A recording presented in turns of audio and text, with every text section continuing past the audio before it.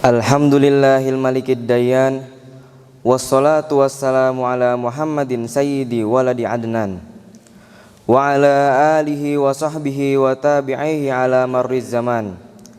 Wa ashhadu an la ilaha illallah wahdahu la syarikalah, al-munazzahu anil jismiyati wal jihati waz zamani wal makan. Wa ashhadu anna sayyidana Muhammadan abduhu wa rasuluh alladzi kana khuluquhul Qur'an. Amma ba'du. Allahumma salli ala sayyidina Muhammad wa ala alihi wa sahbihi wa man tabi'ahum bi ihsanin ila yaumiddin. Amma ba'du. Faya ibadallah, usikum wa nafsi bitaqwallahi faqad fazal muttaqun. Faqala Allah ta'ala fi kitabihil karim, ya ayyuhalladzina amanu taqullaha wa qulu qawlan sadida yuslih lakum a'malakum wa yaghfir lakum dzunubakum wa may yuti'illaha wa rasulahu faqad faza fawzan 'azima.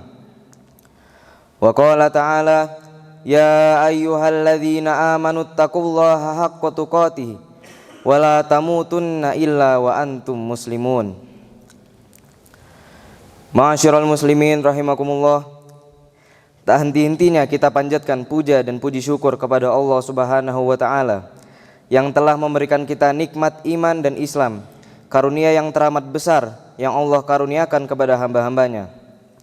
Semoga kita selalu termasuk yang mendapatkan hidayahnya serta berada dalam keadaan iman dan Islam hingga akhir hayat kita. Dan tentunya kita bersyukur kepada Allah atas nikmat berbagai kehidupan yang masih diberikan kepada kita, sehingga pada kesempatan ini kita masih dapat beribadah kepadanya, dapat mengingat namanya serta memujinya. Pujian hanya layak dimiliki oleh Allah. Alhamdulillah, segala puji hanya milik Allah. Sungguh tidaklah pantas bagi manusia untuk mengharapkan pujian, tidak pantas bagi manusia untuk merasa telah berjasa, karena sungguh sejatinya segala pujian hanya milik Allah semata. Hakul yakin, sesungguhnya nikmat yang Allah berikan kepada kita tak terhitung banyaknya, seperti banyaknya air yang ada di lautan. Oleh karena itu, apalagi yang bisa kita berikan kepada Allah sebagai balasannya selain beribadah dan bersyukur kepadanya. Ma'asyiral muslimin rahimakumullah, pada kesempatan yang mulia ini khatib mengajak kepada hadirin sekalian, marilah kita senantiasa meningkatkan keimanan dan ketakwaan kita kepada Allah Subhanahu wa taala. Takwa dalam arti senantiasa berupaya dan berusaha untuk selalu menghadirkan Allah dalam setiap situasi dan kondisi dengan cara senantiasa berzikir dan melaksanakan segala perintahnya. Takwa dalam arti kita senantiasa melibatkan Allah dalam setiap persoalan yang kita hadapi dengan cara berdoa, memohon pertolongan dan bermunajat kepadanya, sehingga akan tetap menimbulkan ketentraman dan keterangan dalam setiap kehidupan kita. A'udzu billahi minasyaitonir rajim. Bismillahirrahmanirrahim. Ya ayyuhalladzina amanu taqullaha haqqa tuqatih wa la tamutunna illa wa antum muslimun. Artinya, hai orang-orang yang beriman, bertakwalah kepada Allah sebenar-benar takwa kepadanya, dan janganlah sekali-kali kamu mati melainkan dalam keadaan beragama Islam. Al-Quran surat Ali Imran ayat 102. Dan tentunya salawat serta salam semoga selalu tercurah tak henti-hentinya kepada Nabi Muhammad SAW beserta keluarga dan para sahabatnya. Ma'asyiral muslimin rahimakumullah, ada salah satu cerita yang akan khatib ingatkan pada khutbah kali ini. Pernah suatu ketika Nabi Muhammad SAW ditanya oleh salah seorang sahabatnya, wahai Nabi, apakah hanya orang-orang ahli ibadah saja yang akan masuk surga? Lantas Nabi menjawab, tidak. Seseorang tidak akan memasuki surga bukan hanya karena ibadahnya, tetapi atas dasar rahmat Allah Subhanahu wa taala. Kemudian ada lagi yang bertanya, apakah itu berarti surga hanya disediakan bagi para aulia dan para alim? Nabi pun menjawab, tidak. Sesungguhnya telah ada seorang pezina yang masuk ke surga. Lalu beliau menceritakan tentang sebuah kisah seekor anjing yang sedang tergeletak di depan sumur karena kehausan. Saking hausnya, seekor anjing itu tidak sanggup lagi untuk berjalan dan mulai sekarat. Tidak lama setelah itu, lewatlah seorang wanita di depan anjing dan sumur tersebut. Lantas wanita itu merasa kasihan dan sedih melihat kondisi anjing yang mengenaskan. Selanjutnya, ia mengambil air dari dalam sumur tersebut menggunakan alas kakinya untuk diberikan kepada anjing tersebut. Ketika air dicecapkan ke mulut si anjing, kondisi sekarat dan kritis pun mampu dilewati. Ternyata wanita yang membantu memberikan air minum kepada seekor anjing tadi adalah seorang pezina pada zamannya. Cerita tersebut membuktikan betapa hidup manusia ini sangat tergantung pada rahmat Allah Subhanahu wa taala sebagai pengatur alam jagat raya. Ialah yang menentukan semuanya. Ia berhak melakukan apapun kepada makhluknya. Sebagai sang pencipta, sebagai sang maha kuasa, dia bebas menyiksa dan mengganjar siapa saja yang ia mau. Tidak ada yang dapat membatasi geraknya. Ketundukan atau kedurhakaan kita kepadanya tidaklah mampu menggeser kekuasaannya, walau sedikit pun. Oleh karena itulah, hidup semua makhluk ini sungguh-sungguh tergantung pada rahmatnya, bukan pada kesalehan amal ibadah kita. Oleh karena itulah, kita diajari sebuah doa yang sangat masyhur. Irhamna ya Allah, li'anna rahmataka arja lana min jami'i a'malina. Waghfir lana ya Allah, li'anna maghfirataka awsa'u min dzunubina. Yang artinya, ya Allah, kasihanilah kami, karena rahmatmu lebih kami harapkan daripada semua amal kami. Dan ampunilah kami, karena pengampunanmu lebih luas daripada dosa-dosa kami. Begitulah hendaknya manusia sebagai hamba yang lemah tidak dibenarkan terlalu merasa aman dengan amal ibadah yang telah dilakukannya, karena hal itu tidak serta-merta mampu menyelamatkan kita. Karena keselamatan dan pertolongan itu terkandung dalam rahmatnya, yaitu rahmat Allah Subhanahu wa ta'ala. Dengan kata lain, sungguh merugi jika manusia merasa nyaman dengan tumpukan penjumlahan amal yang telah dilakukannya, dengan harapan amal dan ibadah itu akan menyelamatkannya dari api neraka. Ma'asyiral muslimin rahimakumullah, sebuah kisah masyhur dari kitab Nasaihul Ibad karya Syekh Nawawi Al-Bantani tentang seorang alim ahli makrifat yang bernama Abu Bakar Du'aif bin Jandar Ash-Shibli. Pernah ditanya oleh Allah dalam sebuah mimpi.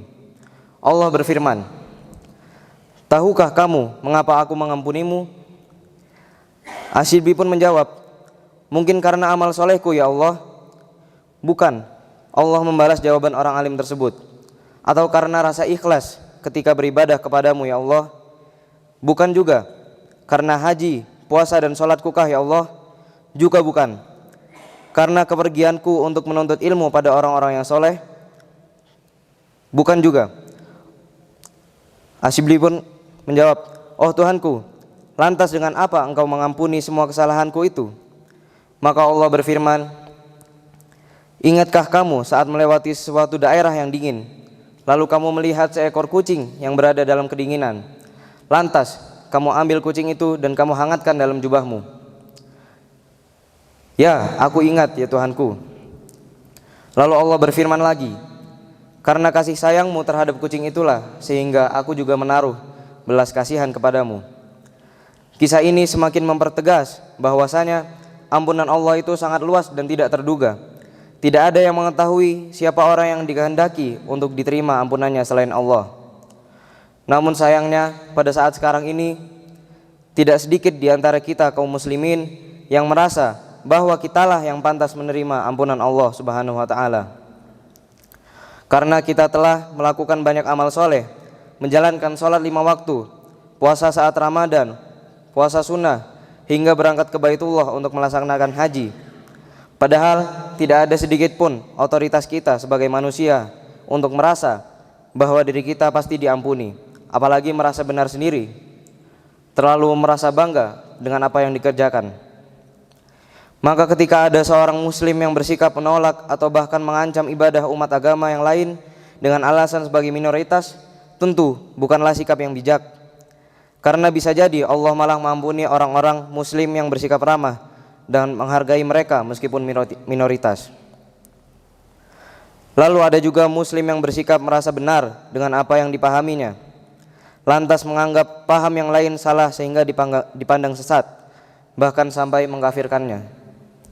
Padahal bukan tidak mungkin pandangan orang lain itu malah bisa mendatangkan maghfirah atau ampunan dan rahmat Allah ketimbang yang merasa paling benar tadi. Seperti kisah pezina yang diceritakan tadi, ia mendapat ampunan hanya karena keikhlasan untuk menolong sesama makhluk hidup, meskipun seekor anjing.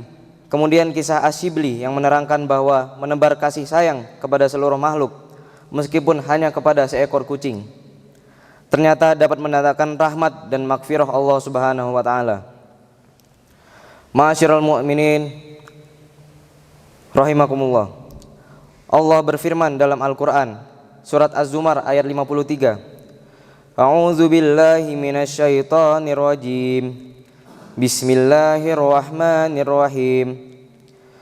Qul ya ibadiyalladzina asrafu ala anfusihim la taqnatu mir rahmatillah innallaha yaghfirudz dzunuba jami'a innahu huwal ghafurur rahim. Yang artinya, katakanlah hai hamba-hambaku yang melampaui batas terhadap diri mereka sendiri, janganlah kamu berputus asa dari rahmat Allah. Sesungguhnya Allah mengampuni dosa-dosa semuanya. Sesungguhnya dialah yang maha pengampun dan maha penyayang. Bahwasanya kita semua dilarang untuk merasa putus asa atas rahmat Allah. Bagaimana kita akan putus asa kalau kita sendiri tidak memahami apa arti mendalam dari rahmat itu sendiri?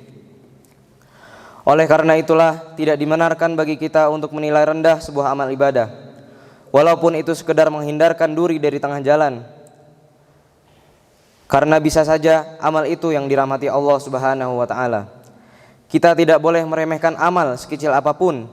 Siapa tahu itulah yang akan menyelamatkan kita di akhirat nanti. Bukankah Sayyidina Umar masuk surga karena sekedar menyelamatkan burung yang dibelinya dari seorang anak kecil yang menyiksa burung itu? Cerita ini kemudian diabadikan dengan sebutan kitab Usfuriyah. Begitu sebaliknya, kita tidak dibenarkan pula menyombongkan amal ibadah walau sebesar apapun amal tersebut, karena belum tentu amal itu mengandung rahmatnya. Ma'asyiral muslimin rahimakumullah. Dalam konteks kekinian, rahmat Allah dapat saja berada dalam amal yang sungguh sepele. Mungkin saja rahmat itu terletak dalam diri anak-anak jalanan yang mengulurkan tangan ke hadapan kita, atau di dalam diri pengamen yang menyanyikan lagu sumbang tak jelas suara dan nadanya. Dan juga mungkin sekali rahmat itu terletak dalam amal kita dalam memberi selembar kertas koran sebagai alas sholat Jumat. Walhasil, sekecil apapun amal itu tidak boleh kita sepelekan. Hal ini tentunya akan mengajak kita memandang fenomena akan lebih hati-hati dan tidak mudah untuk syu'udan. Janganlah kita mudah buruk sangka dan memandang remeh kepada pekerjaan orang lain.